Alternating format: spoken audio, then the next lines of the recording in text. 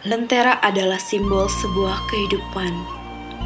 Lentera berguna sebagai sumber penerangan serta penunjuk arah di dalam kegelapan. Keberadaannya telah dikenal oleh masyarakat Hindu-Buddha di Jawa maupun Bali. Seperti di Jawa Barat ada yang namanya ajuk, berupa lampu minyak yang ditutup dengan kaca. Dan di Bali, lentera digunakan sebagai pelengkap pada upacara ngaben.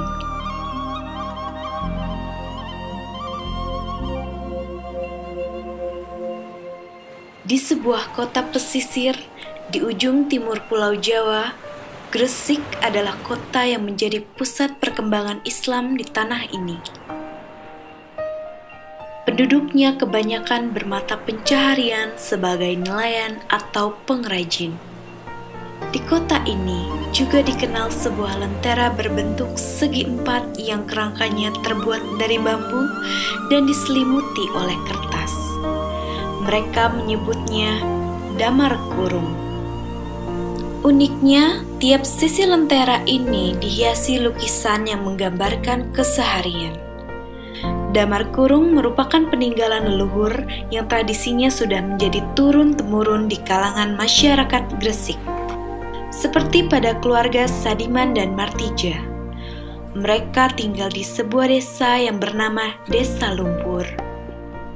Bersama keempat putrinya, Mas Riyatun, Mas Sehi, Mas Munindri, dan Mas Mundari. Sadiman adalah seorang dalang, namun ia juga adalah seorang pengrajin. Ia membuat damar kurung untuk memenuhi kebutuhan hidup keluarganya sehari-hari. Ia mengajarkan kepada anak-anaknya agar tetap mempertahankan tradisi membuat damar kurung. Sepeninggalan Sadiman dan Martija, putri-putrinya lah yang melanjutkan tradisi damar kurung. Salah satunya ialah Mas Mundari. Mas Mundari mulai membuat damar kurung pada umur 40 tahun. Ia belajar melukis damar kurung dengan cara mengamati ayah dan kakaknya. Ia merekam situasi yang terjadi di sekitar, lalu melukisnya pada damar kurung sesuai dengan imajinasinya. Lukisan yang ia buat menggambarkan kemeriahan, kesenangan, serta kebahagiaan. Ketika bulan suci Ramadan tiba, Mas Mundari mulai menjual damar kurung buatannya. Awalnya damar kurung dijual di makam-makam kota Gresik.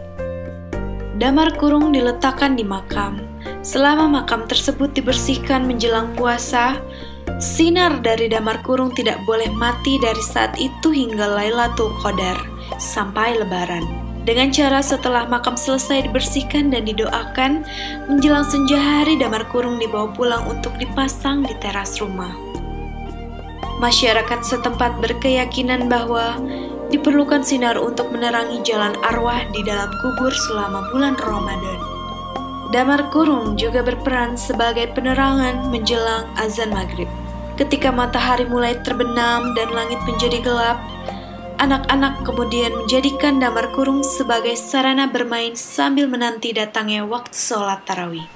Gambar-gambar yang ada pada damar kurung saat itu berkisah tentang kegiatan keagamaan. Hal ini bermaksud untuk mengajarkan nilai-nilai agama Islam kepada anak-anak. Selain itu, Mas Mundari juga menggambarkan imajinasinya pada sisi damar kurung. Ia sering menggambarkan sosok putri duyung yang datang dari pantai, dan wanita bersayap yang ia sebut Nyonya Muluk. Lukisan damar kurung Mas Mundari dianggap unik. Selain gayanya, lukisan ini juga mencerminkan budaya masyarakat Gresik sehari-hari. Lukisannya merupakan media yang menyimpan banyak sejarah budaya serta tradisi masyarakat Gresik. Ini membuat tradisi tersebut akan dapat disampaikan ke generasi berikutnya. Di usia yang sudah lanjut, Mas Mundari sebagai pelukis yang orisinal dikenal oleh masyarakat Gresik karena damar kurung dan lukisan yang ada di sisinya. Lukisannya memiliki nilai yang sangat berharga dan dijadikan sebagai karya seni lukis pada kanvas dan diberi bingkai. Seperti pesan ayahnya kepada Mas Mundari, ia menurunkan tradisi damar kurung kepada anak sematawayangnya. Rohaya. Ia berpesan agar Damar Kurung tetap dilanjutkan walau ia sudah tidak ada. Hal ini ia lakukan agar budaya dan tradisi masyarakat Gresik tetap berakar dari generasi ke generasi.